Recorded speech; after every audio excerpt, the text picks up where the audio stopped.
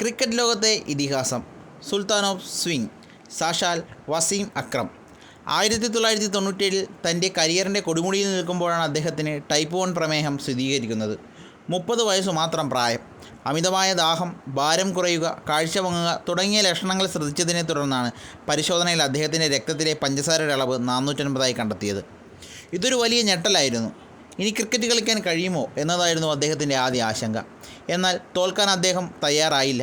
Insulin കുത്തിവയ്പ്പുകൾ ജീവിതചര്യയുടെ ഭാഗമാക്കി. യാത്രകൾക്കിടയിലും കളിസ്ഥലങ്ങളിലും sugar level നിയന്ത്രിക്കുക എന്നത് വലിയൊരു വെല്ലുവിളിയായിരുന്നു. ടീം അംഗങ്ങളുടെയും മനഃശാസ്ത്രജ്ഞയായ ഭാര്യയുടെയും പിന്തുണ അദ്ദേഹത്തിന് കരുത്തായി. ഡയബറ്റിക്സ് കാരണം ക്രിക്കറ്റ് അവസാനിപ്പിക്കേണ്ടി വരുമെന്ന് കരുതിയവർക്ക് മറുപടി നൽകിക്കൊണ്ട് രോഗനിർണയത്തിന് ശേഷമുള്ള 6 വർഷത്തിനുള്ളിൽ അദ്ദേഹം 200-ലധികം ടെസ്റ്റ് ഏകദിന വിക്കറ്റുകൾ നേടി. വസീം അക്രം തെളിയിച്ചത് ഇതാണ്: ഡയബറ്റിക്സ് എന്നത് ജീവിതത്തിൻ്റെ അവസാനമല്ല. കൃത്യമായ അച്ചടക്കവും മാനസിക ശക്തിയും കൊണ്ട് അതിനെ നിയന്ത്രിച്ച് നമുക്ക് മുന്നോട്ട് പോകാൻ സാധിക്കും. ഇന്ന് അദ്ദേഹം ലോകമെമ്പാടുമുള്ള പ്രമേഹ രോഗികൾക്കൊരു പ്രചോദനമാണ്. അവസാനം അച്ചടക്കമാണ് ഏറ്റവും വലിയ മരുന്നെന്ന് അദ്ദേഹം ലോകത്തിനു മുന്നിൽ തെളിയിച്ചു. ക്രിക്കറ്റ് ചരിത്രത്തിലെ ഇതുപോലെയുള്ള കഥകൾ കേൾക്കാൻ നിങ്ങൾക്ക് താല്പര്യമുണ്ടോ? ഉണ്ടെങ്കിൽ തീർച്ചയായും ഫോളോ ചെയ്യുക, സബ്സ്ക്രൈബ് ചെയ്യുക, ലൈക്ക് ചെയ്യുക. നിങ്ങളുടെ വിലയേറിയ അഭിപ്രായം കമൻറ്റായി രേഖപ്പെടുത്തുക.